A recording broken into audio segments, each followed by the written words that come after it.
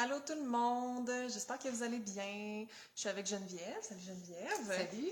Pour une petite visite au collectif La Nuée. Donc, en cette journée grise d'automne, je me suis dit, je vais aller voir le collectif La Nuée, qu'est-ce qui se passe? Il y a une porte ouverte que justement Geneviève organise. Puis, cette communauté-là est à 20 minutes de chez moi de route. Alors, j'ai décidé de faire un petit tour.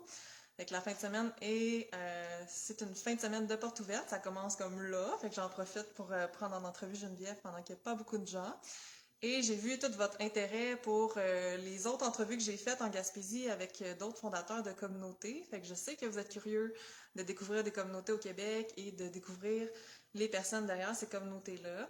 Alors, Geneviève, c'est une participante des 2 immersions de l'été passé avec Vivant que j'organisais. Il y en avait une ici et qui a eu envie d'organiser une porte ouverte. Donc, je serais curieuse que tu nous dises à tout le monde qu'est-ce qui t'a poussé à organiser la porte ouverte ici, sachant que tu viens de découvrir l'endroit, là.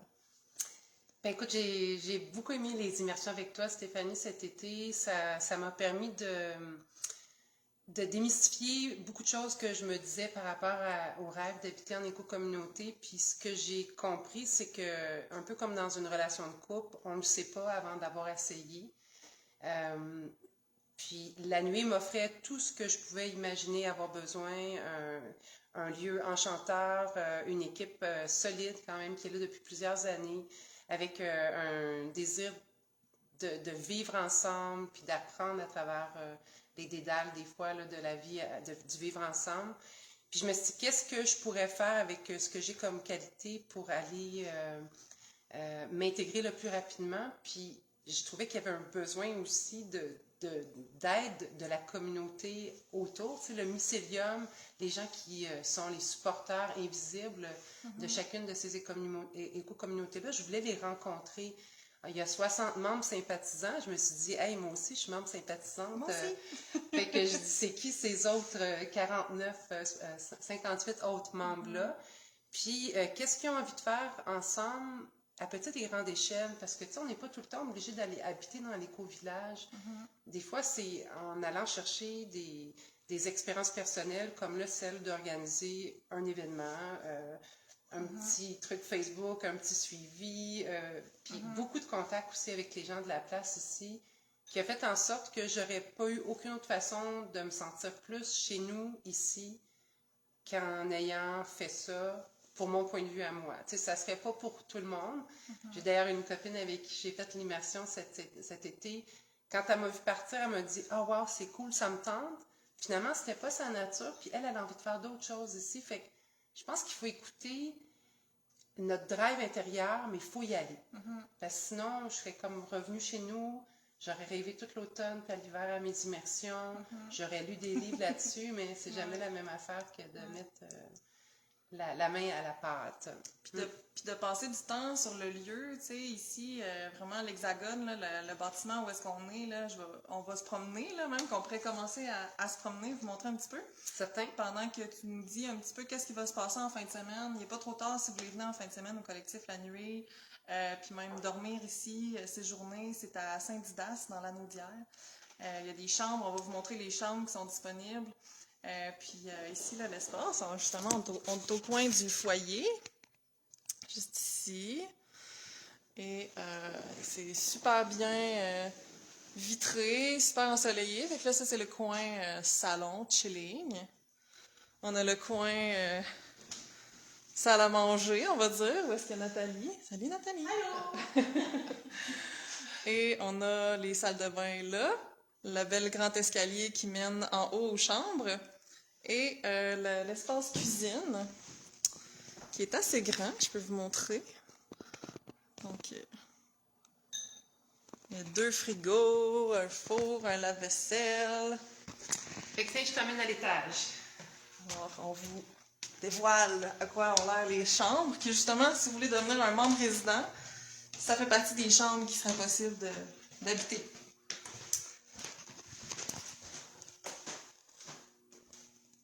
Il y a combien de chambres en haut ici? Il y a 5 chambres. 5 chambres. Et puis un 3e étage aussi. Donc, voilà. Ça ressemble à ça. Les chambres ont différentes grandeurs. C'est en grandeur de lit aussi.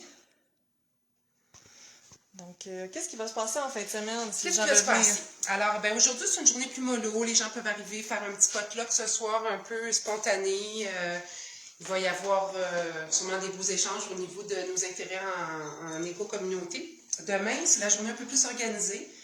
À 9h, il va y avoir un petit talk sur comment ça va se passer.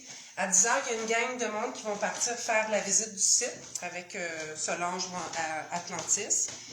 Avec un peu d'informations sur l'historique de l'éco-communauté. Puis si vous avez des questions, c'est un bon moment pour les poser. On va faire un bon dîner, pizza végétarienne de luxe avec une super salade de santé. Et dans l'après-midi, ben, ça va être à peu près la même chose. Ceux qui n'auront pas eu la chance de faire la visite vont pouvoir le faire. Puis ceux qui n'auront pas eu la chance de faire des petits projets collectifs, de participatifs, mais ils vont pouvoir le faire aussi. Fait qu'on vous encourage d'amener votre bonne humeur, votre huile de coude et votre huile de cœur, parce qu'il y a quelques petits projets d'aménagement au niveau jardin, bois et quelques petites rénaux. Cool. Justement, on va aller dehors. Une visite virtuelle. J'aime ça faire ça. Donc, On est prêt à l'hiver. le bois.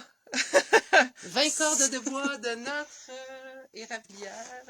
Ça va être une des corvées en fin de semaine ou c'est réglé, là, le bois? Le bois, c'est réglé, il n'y a pas de problème.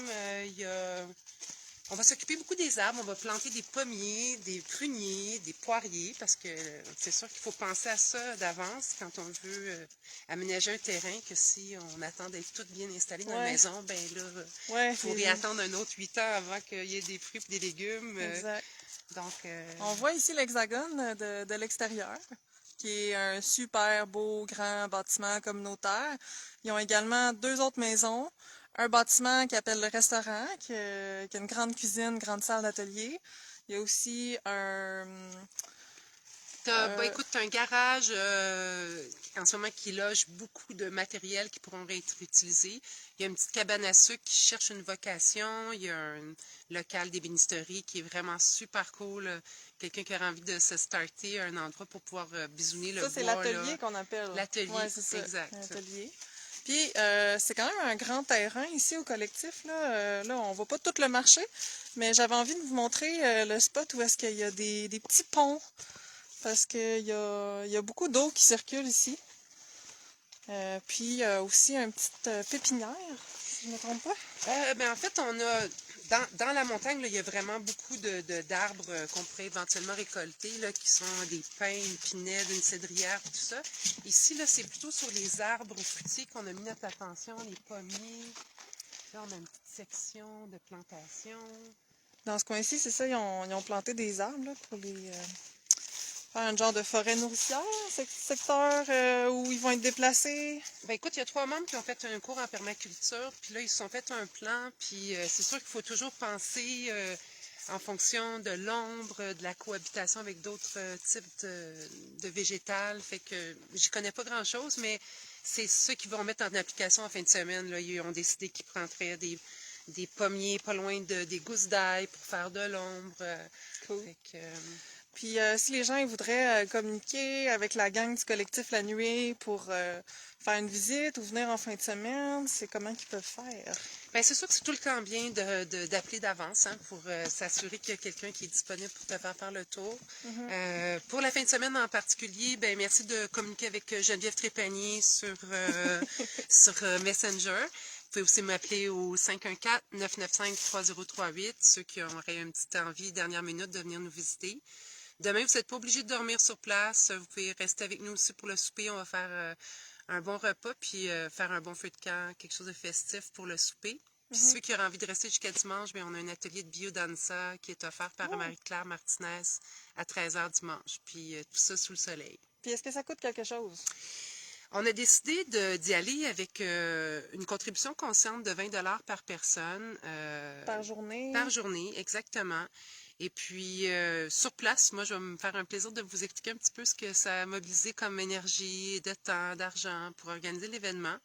Si vous voyez à ce moment-là que vous avez une envie de bonifier votre contribution, ben ça sera super. Puis sinon, ben on va être content de vous avoir rencontré puis de vous avoir vu sur le site. Mhm. Puis vous pouvez vous abonner à leur groupe Facebook Collectif La Nuée. Il va y avoir des séminaires liés à aux structures, à la gouvernance dans les prochains mois. Alors, si vous voulez rester au courant de ce qui se passe, vous pouvez vous abonner au groupe, puis Mm. voilà. Je vous invite vraiment des fois de sauter comme ça, de se donner la chance de lâcher lousse, puis de donner ce qu'on a, puis aussi de ne pas s'épuiser, là, bien évidemment. C'est une belle Mhm, façon de continuer le processus de s'impliquer dans des éco-villages, mhm. là. On n'a pas besoin d'avoir nécessairement trouvé le bon. Il faut commencer quelque part, puis je suis En tout bien cas, contente. je te trouve très inspirante, là. Je t'ai rencontré, Geneviève, à l'immersion cet été. Puis je sentais que tu étais prête à passer à l'action. Puis, tu sais, même si tu as découvert juste 2 éco-communautés avec les immersions, c'est beau de voir que tu te lances puis que tu oses passer à l'action, même sans tout savoir. Tu sais, je pense qu'on a besoin de faire bouger les choses. Puis, quand on fait les choses, on apprend toutes sortes d'autres choses Je suis que juste en d'accord. les lisant puis en les regardant. Quand on les vit, on intègre à un autre niveau là, l'expérience. Tout à fait, puis ça m'a permis de te voir aujourd'hui. Fait que tu vois, Oui! une pierre de coups. Oui! En plus, il commence à faire soleil! Exact. Fait que je sais Yay! pas ce que vous faites en fin de semaine, mais si vous cherchez une gang de monde super engagé puis dynamique, c'est sûr que vous êtes bienvenus ici, À à Saint-Didas. Saint-Didas. Bye tout le monde! Ciao! Merci!